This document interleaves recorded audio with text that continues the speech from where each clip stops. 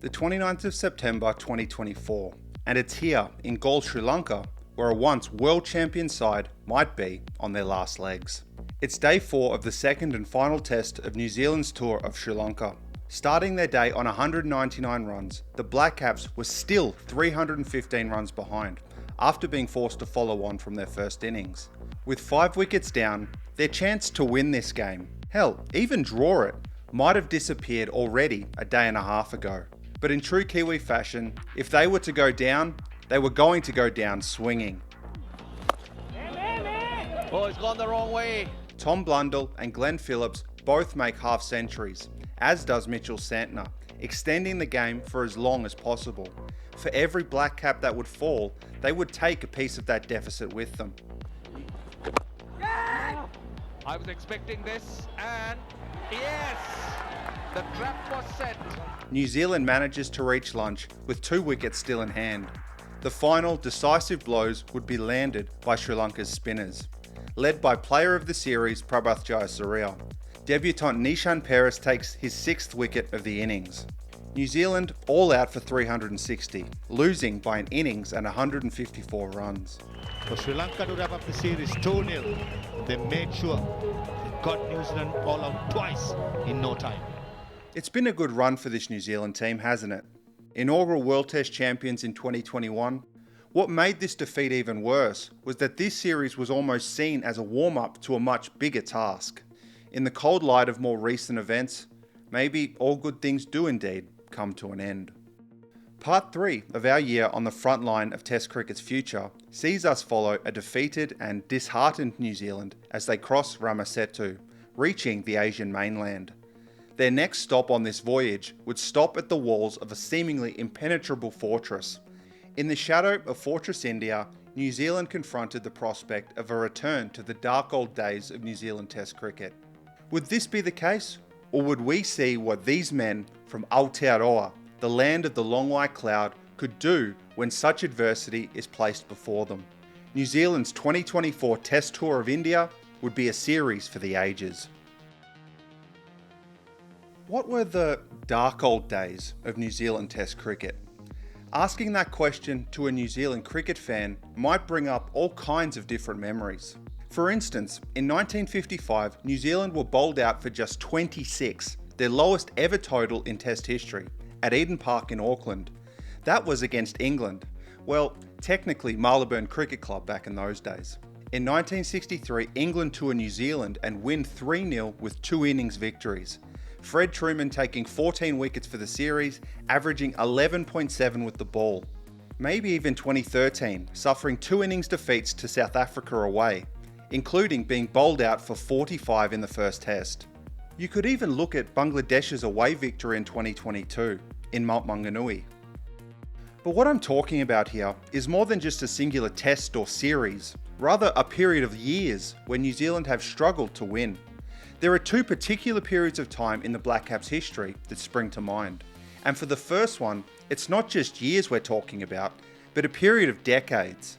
New Zealand's national team played their first test and test series in 1930, but it wouldn't be until 1969 until they won their first test series, in Pakistan, some 31 test series later.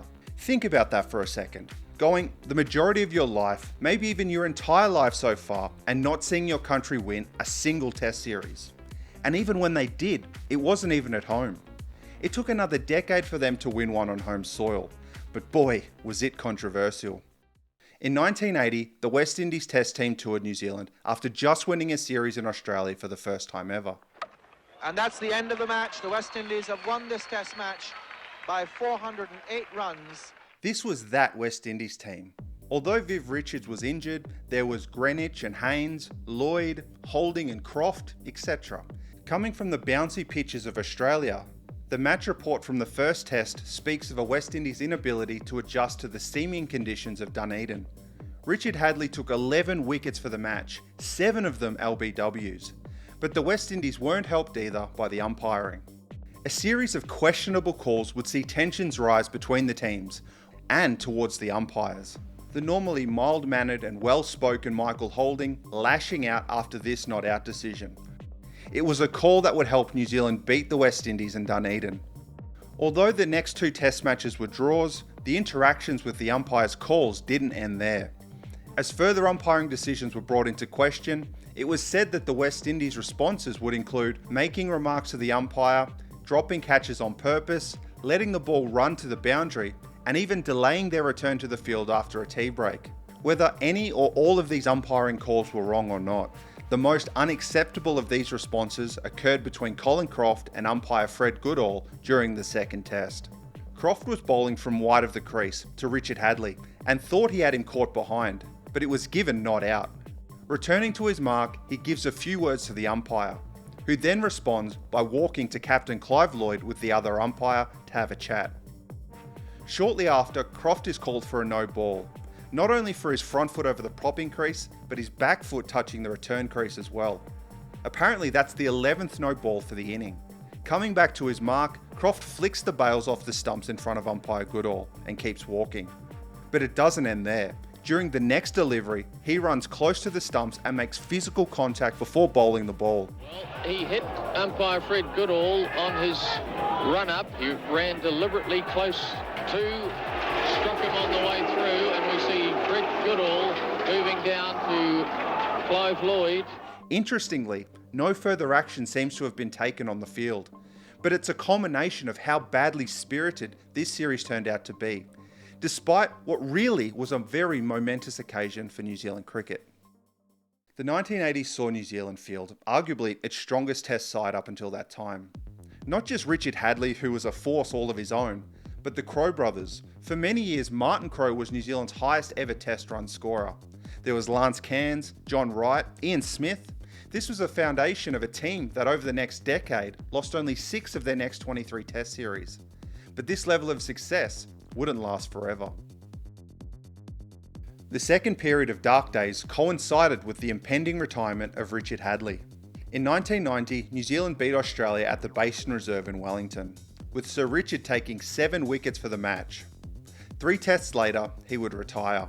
This victory in Wellington would be the Black Caps' last home test win for nearly 3 years. They wouldn't win a home series for nearly 7. But not only that, in that 7-year span, the only team they would beat in a series, home or away, was Zimbabwe in 1993. 3 particularly heavy defeats punctuate this time period. The first was in Hobart, Australia in 1993. Australia declared on 6 for 554 and New Zealand were bowled out for 161 runs in both innings, being forced to follow on. They would lose by an innings and 222 runs. At the time, it was New Zealand's heaviest ever test defeat, Shane Warne taking 9 wickets and Tim May 7, both for the match. Chance to square it at Brisbane. And that's it. It may be alive as a series, but this match is dead. In 95, that test defeat record was surpassed at home to the West Indies. In February of that year, at the Basin Reserve again, half centuries to Sherwin Campbell, Kevin Arthurton and Shivnarine Chanderpaul were accompanied by centuries by Brian Lara and Jimmy Adams. Declaring on 5 for 660, Courtney Walsh tore through the New Zealand batting lineup twice over, finishing with match figures of 13 wickets for 55 runs. West Indies won by an innings and 322 runs.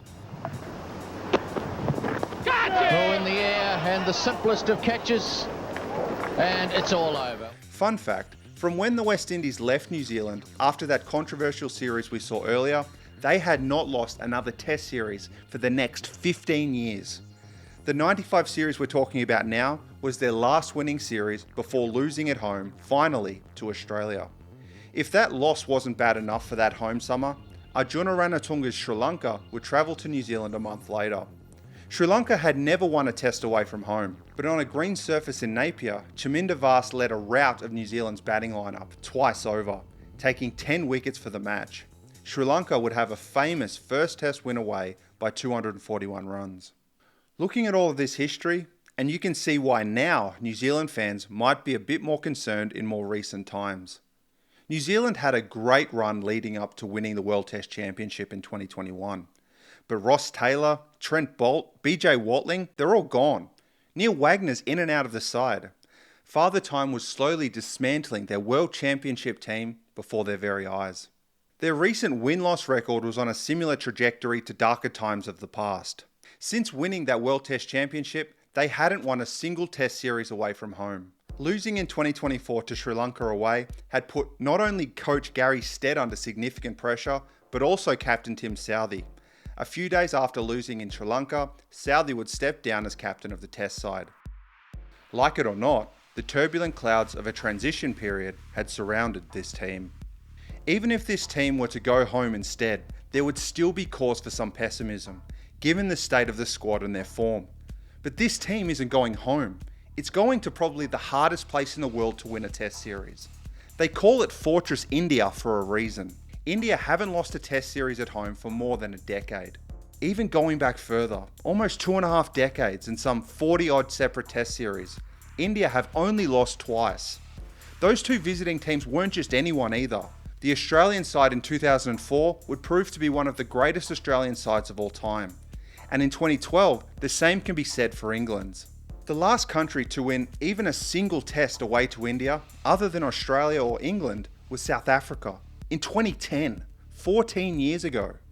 Year after year, this streak has been defended by the Indian cricket team and cherished by its fans. Visiting teams are confronted by a home team that includes some of the best cricketers in the world. But it's more than that.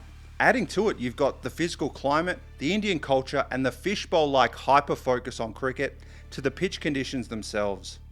The impact of some of these things have lessened because foreign players are regularly playing in the IPL, but broadly speaking, the results of visiting teams over the past 2 decades speaks to how difficult Fortress India continues to be. The streak has grown an aura around itself and the Indian cricket team, but this streak and this aura is built upon 2 key assumptions.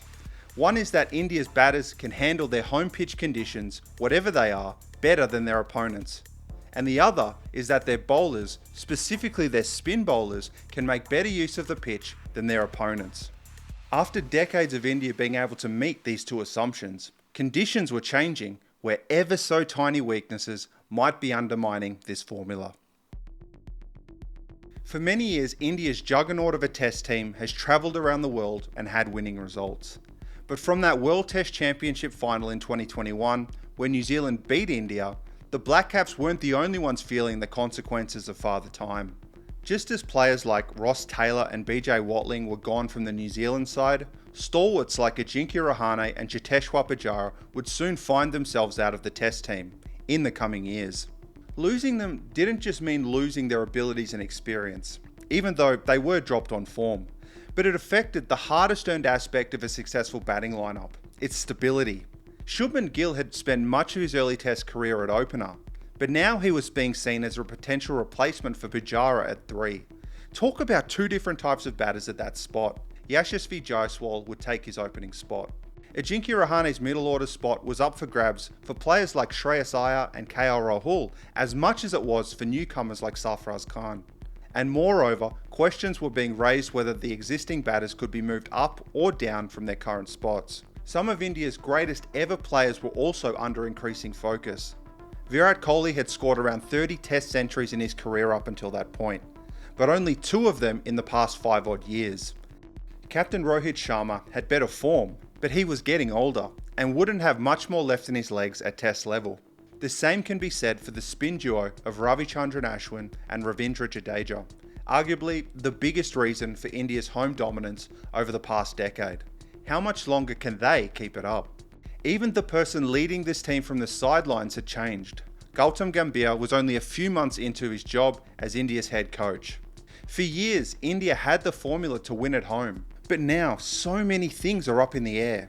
Coming into this series, whether either team wanted it or not, both of them were in a process of rejuvenation, of dismantling the former to create the new, albeit at different stages. New Zealand might be facing what appeared to be an impossible task, but perhaps without anyone even knowing it, this might have been the best time to try. There's an aspect of this that we haven't touched on yet, partly because what's central to this story is what happens on the field, and those things in that orbit, like coaching and player selections. In these aspects, there's a certain level of parity between the 2 teams. New Zealand has beaten India many times across the 3 formats, and vice versa, but it would not be right to leave out just how quickly that level of parity evaporates when we broaden our focus. India, not just compared to New Zealand, but every full member nation, dwarfs their competition on a number of key metrics. They have the largest population in the world. By some estimates as I speak here, they have some 1.4 billion people, while New Zealand has 5.2 million. Think about that from a player recruitment perspective. Nicely played, beautifully timed. Think about that from a revenue perspective. All of those potential viewers and spectators of cricket matches in India compared to New Zealand. This is part of the reason why India have been able to rationalise taking nearly 40% of ICC global annual revenue, upwards of $230 million a year, while New Zealand roughly gets 28 million in comparison.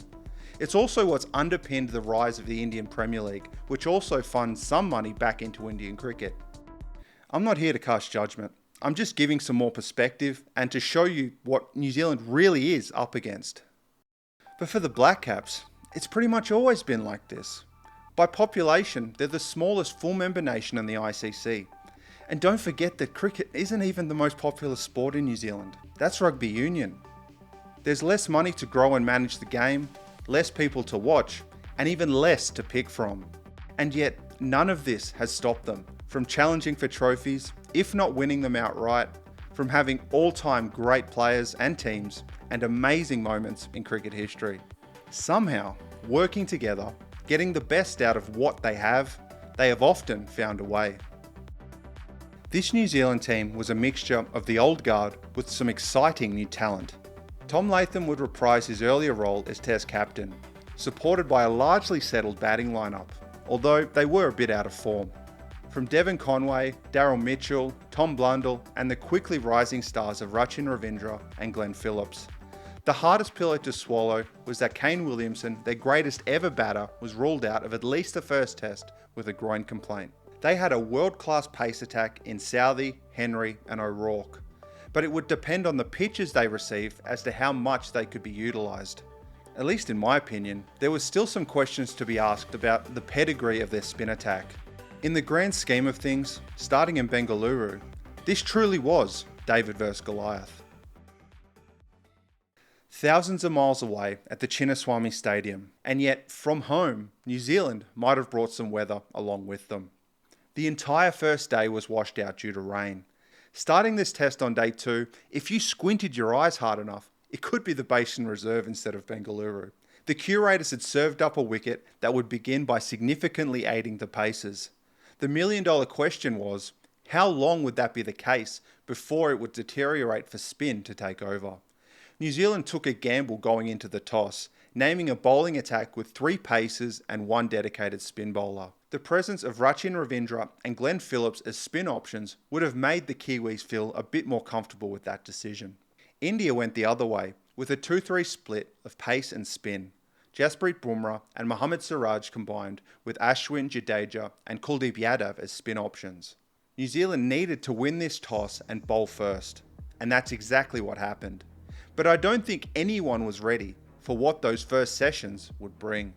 Only 12 overs would be bowled before there was a rain delay. But by then, India were already 3 for 13. Sharma was bowled by a peach from Tim Southey, while 2 crucial catches were taken in the field, dismissing Virat Kohli and Sarfaraz Khan for a duck. Oh, what a catch! What a catch that is! By lunch, India was 6 down. The ball was causing all sorts of trouble, but the shot selections just weren't right for the conditions. Straight after lunch, the dominoes continued to fall. This innings wouldn't last more than 32 overs. The Black Caps capitalising on every little chance they were given in the field, proving that they're one of the best fielding sides in the world. India were all out for 46, the 3rd lowest innings total by India in Test cricket history. Matt Henry with a 5-fer, Will O'Rourke with 4. The gamble had paid off. There were no such fortunes for Bumrah and Siraj when they got to bowl. They were testing New Zealand, but they couldn't find an early wicket. New Zealand only took 15 on overs to surpass India's first innings total. Before tea on day 2, only the 3rd session in this test, New Zealand were already pulling away with a lead. It would end up being a score of 402 runs, a lead of 356, headlined by a 91 by Devon Conway and 134 by Rachin Ravindra. Rachin's innings went up and down through the gears, navigating changes of bowlers amidst a series of dismissals at the other end. Cleaned him up. His biggest partnership was with Tim Southey for over 100 runs, further turning the screws on India. Just to get back on equal footing, India needed to score 356 runs.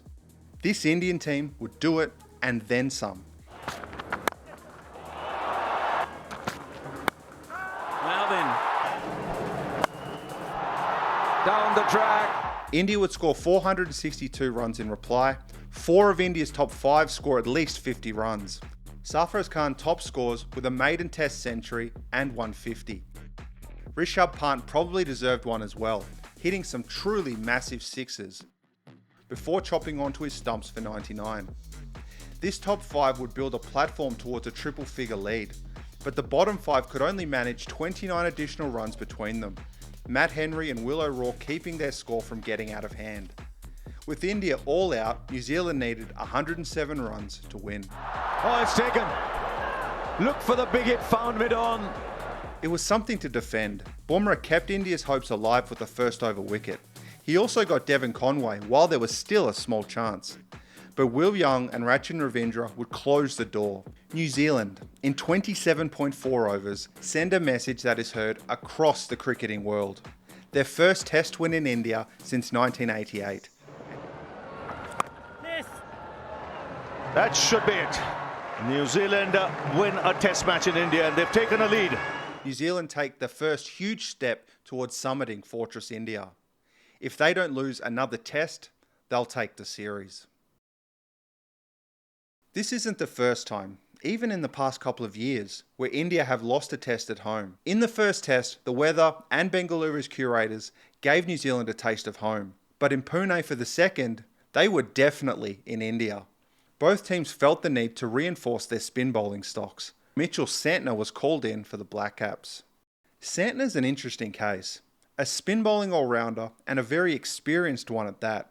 He has over 100 caps in one-day and T20 cricket for New Zealand, but he hasn't been a regular mainstay for the test side since 2019, although he had played a handful of tests more recently. Someone who can turn the ball, but not a huge amount. His strength is how tight and economical he can be, but he doesn't usually take a huge number of wickets. When you're the one and only dedicated spin bowler of a team, like New Zealand's, that last bit can be a deal breaker. But in India, it's not usually the big turners of the ball that take the most wickets. It's those guys that are accurate and can move it just enough. A helpful pitch might unlock Santner's wicket-taking potential. In place of an injured Matt Henry, Santner was called up as the one and only change to the 11, flipping the balance of their bowling attack and further strengthening their lower order batting. India followed that logic, replacing wrist spinner Kuldeep Yadav with Ravi Ashwin's potential long-term successor in Washington Sundar, maybe to target New Zealand's large number of left-handers. Akashdeep was brought in for Mohammad Siraj and KL Rahul was dropped for Shubman Gill. Gill entered at 3, pushing many of their batting order down one spot. New Zealand won the toss, batting first once again. There was no fast bowling demons in this surface with the new ball. Even Jasprit Bumrah only lasted a handful of overs first up. It was the first over of Ravi Ashwin's spin that would break the opening partnership at 1 for 32. That's close, he's got it! First over! Although a test late, New Zealand would have to confront the true difficulty of facing Indian spin in home conditions. But it was from a somewhat unlikely source. Ashwin took 3 wickets, but his usual spin partner in crime, Ravi Jadeja, would go wicketless. It was Washington Sundar who shined, taking 7 wickets for 59, so far his best ever test bowling figures. New Zealand was made to earn every run they scored, as Sundar forced batters to play his deliveries and gamble on which way the ball would go. 5 of his wickets were by bowling his opponents, moving the ball just enough to evade the bat. Devon Conway and Rachin Ravindra were the only scorers of note in this innings, getting to 76 and 65 respectively. Mitchell Santner with a stoic 33 himself to add an extra buffer to the total. New Zealand were bowled all out for 259. After losing control of this series in the first test, India looked much more assured as they came out to bat in the second. But as we discussed, that level of assurance was based on assumptions. For years, India's batting had reigned supreme in tough conditions like these. But here, now, in Pune, New Zealand would challenge that very assumption to its core. They didn't do it through Tim Southee bowling Rohit Sharma for a duck. Yashasvi Jaiswal and Shubman Gill would quickly prove that New Zealand's pace attack wouldn't do the same type of damage as they did before. Driven and finds the gap. New Zealand did it by creating the same conditions and pressure that India had just put on them. And forget whatever happened in other years. They wanted to see if this Indian team could do any better. Oh, that's close. The finger's gone up this time. India's first innings total of 156 all out, with 9 wickets falling to spin, proved that they weren't up to that task. Mitchell Santner and the other spin bowlers put a straitjacket around India's batting order, restricting their run-scoring freedom, forcing them to second-guess how and which ball to play, while laying a trap if they ever tried to hit their way out. It's what India's been doing to teams for decades. Mitchell Santner with 7 for 53 and Glenn Phillips 2 for 26. In 45.3 overs, New Zealand had a lead. Maybe a series-winning one. Looks close. In with the arm. And the umpire's finger goes up. Original decision is out. Pitch in line, impact in line, and it's hitting the wickets, Paul, so stay with your original decision. New Zealand, leading by 103 runs, didn't need a huge second innings score. The pitch was only going to get worse. Even a target in the low to mid 200s would be difficult. As India asked those same questions a second time, New Zealand would respond by scoring an almost identical score to their first innings. Except for one run out, spin took every other wicket of this innings, Washington Sundar taking 11 wickets for the match. Black Cap skipper Tom Latham would score 86, and the lower middle order pairing of Tom Blundell and Glenn Phillips scored 89 runs between them. As every hard-fought run was scored, you could sense that everyone watching knew how big this task was becoming if India wanted to chase it down. The final target wouldn't stop growing until it reached 359, a huge target on this Pune wicket. India fought bravely, and what else would you expect from a world-class side like this? But New Zealand knew, just as everyone else knew, with every Indian wicket that fell. On the back of every hard-fought run, every hard-fought wicket, Mitchell Santner taking 13 wickets for the match. With only what they have, the smallest full-member nation in the cricket world had found a way. On the 26th of October 2024, New Zealand became just the third team in nearly 2.5 decades to overcome Fortress India. He will, Ravi, you picked it right, but taken down inside the boundary by Tim Southee, and that completes one of the most remarkable achievements in New Zealand Test match cricket history. The objective might have been completed, but that doesn't mean that this was over. While Fortress India might have been overwhelmed, there was a chance to do something that not even those historic Australian and English teams had done: a series whitewash in India. While for their opponents, the reality of what a team in transition can truly face came into sharper focus. Mumbai's Wankhede Stadium hosted the final test of this series. The impacts of this series loss would be felt across India and the cricket world.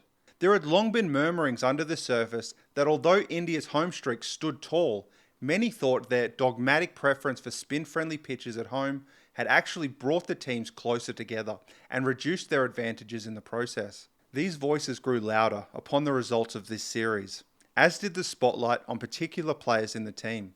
Soon enough, this is something that we will see more of. But here in Mumbai, the only change was Mohammad Siraj coming back for arrested Jasprit Bumrah. New Zealand would welcome back Matt Henry from injury, and Ish Sodhi would get his first test for the series, while Mitchell Santner was out due to injury. Tim Southee was omitted. India had a chance to restore some pride at one of their most historic cricket stadiums. From the bowling perspective, it is something that they would succeed in. Jadeja excelled on the skiddy surface, taking his first fifer for the series, Washington Sundar with 4 himself. They restricted New Zealand to just 235 runs, the innings held together by the patience and determination of Will Young and Daryl Mitchell, both of them fighting off cramp, drenched in sweat as they scored 71 and 82 respectively. This was New Zealand's lowest total of the series. But after looking at India's innings, it proved to be competitive. Taken, it just took off. This test was a homecoming of sorts for Kiwi Ajaz Patel. born in Mumbai but moved to New Zealand at a young age. He had taken 10 wickets in an innings the last time he played here. While Matt Henry accounted for Rohit Sharma early on, Patel would prove his quality once again with a 5-for. Oh, they all go up. The finger's gone up. 2 and 2. India's next generation was trying to lead the way while Rishabh Pant swung for the fences. The Kiwi bowling was as accurate as ever, on a surface with turn and uneven bounce. With 263 runs, India would surpass New Zealand's total, finishing with a slim 28-run lead. The game was evenly poised as both teams were set to bat again. In India's final chance with the ball in this series, it was one where their spin bowling legends reminded us of how they have bamboozled visiting teams for years. Here, the highest score for any Kiwi batter was 51 runs by Will Young, under very difficult circumstances. Watching as his partners fell by the wayside. Oh, he takes a catch, it's a beautiful catch! Right down to the tail. New Zealand weren't just facing uneven bounce and turn, the perfect conditions for Jadeja. When Ashwin bowled, they couldn't pick his carom ball out of the hand. We wouldn't know it until a couple of months later, but this was the last time Ravichandran Ashwin and Ravindra Jadeja would partner together for India in tests, combining for 8 wickets in the innings, done together as it had been for much of their career. In hindsight, the end of an era. India need 147 runs to win. Even with all that's gone on with this series, this would have been a fitting way to send off this legendary bowling partnership. But a team in transition very rarely gets to experience things the way they want to. This was day 3. Literally, we're at the halfway point through this test. But India's batters treated this innings as though they had a session or two left. Oh, he's gone again. This time he's in trouble. The top 5 were all dismissed before 8 overs were completed. Some of the dismissals, hitting on the up, leaving a straight one, hitting a full toss straight to a fielder placed in the deep. They were better than that. Yeah! Rishabh Pant was the only batter of note in this innings, even as he got out to a contentious call. Is there bat involved in this one? Under the bat there, and then we had a deflection. So I'll get back on field. Whoa! Whoa, whoa, whoa, whoa! Once he was dismissed, the procession would be completed. Even chasing 147 runs was too much for this team. All out for 121, Ajaz Patel gets 11 for the match, sealing an historic series whitewash for New Zealand and cricket history. Bowled him, and it's all over. It's New Zealand. They've blanked out India in a test series and created absolute history. Historic. There's that word again. But I'm struggling to find another word that encapsulates the scale of some of these achievements. I'm going to be honest, when I watched this series, all of this didn't even seem possible to me. In recent years, no one really beats India in India, and as harsh as this might sound, especially not a team in the state that New Zealand was in.